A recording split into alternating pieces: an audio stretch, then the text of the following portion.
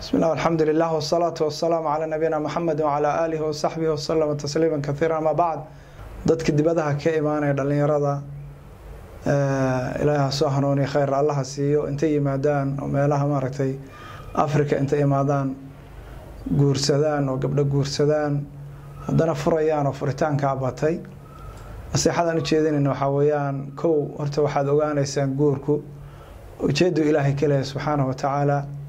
ujeedada laga leeyahay waxa weeyaan in maaragtay laga helo deganaansho iyo xasil iyo nolol iyo reernimo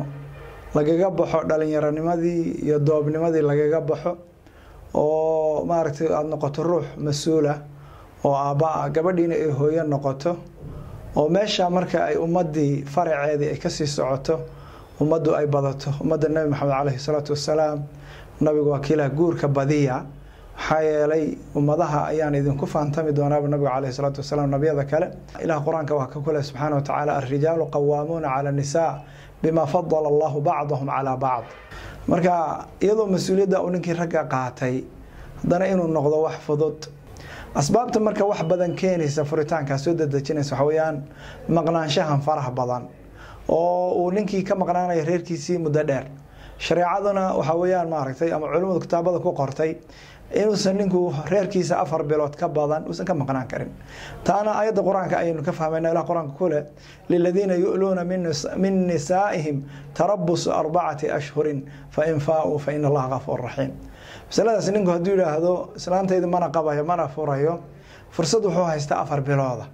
أفر تابلوض وحي كدن بيا وحقوق قصبين ريركيس إنه كل لابته هدو كل لابه وايا هدو إن لغفره وأنت محكمة لقوي قبل لغفره aan markii aan wax badan fiirfiiriyay muuqato xawaan rag badan oo rag iimaanaya guursanay waxaad moodaa guurdoon ma aha xogaaga fasaxa ee meesha uu yimid oo bilaha uu joogo ayaad moodaa inuu rabo oon gabadhu sida dalxiiskii la joogo oo uusan u soconin inuu wax guursado taana way ka yar muuqataa rag qaarkii midna waan dhihi lahaa gabdhaha waxa weeyaan guurku sidiisaba ma aha maal ma aha hebel baa banaanka yimid iyo hebel baa wata sida ma aha guurku waxa weeyaan waa wada noolaansho iyo isjacayl ila hadda rabtaan biyo aad cabtaan laakiin labada ruux inay isku kalsoon yihiin oo isjacayl yihiin ayaa la rabaa marka guurku ujeedadiisu waa inta guurso nin aad isleedahay mas'uuliyadaada ayuu qaadi karaa oo muslima oo diinta Ilaahay kugu haay kara guurso marka Soomaaliya burburkan faraha badan reer burburin ay ilaalino Soomaalidu maanta waad aragteen meel walba ka dhacday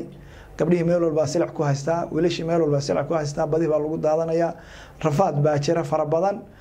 aan Ilaahay ka baqno oo reerihii la dhisay yaa la duminin ragga iimaanaya laga sheeganayona Ilaahay ka baqo gabdhahaas maaragtay sida fiican laydin ku daray oo laydin la jeclaaday iyaduna ku jeclaatay gabadha qalbi jabin gabadhi maaragtay ilaali baan ku leeyahay. Wassalaamu calaykum waraxmatullaahi wabarakaatuh.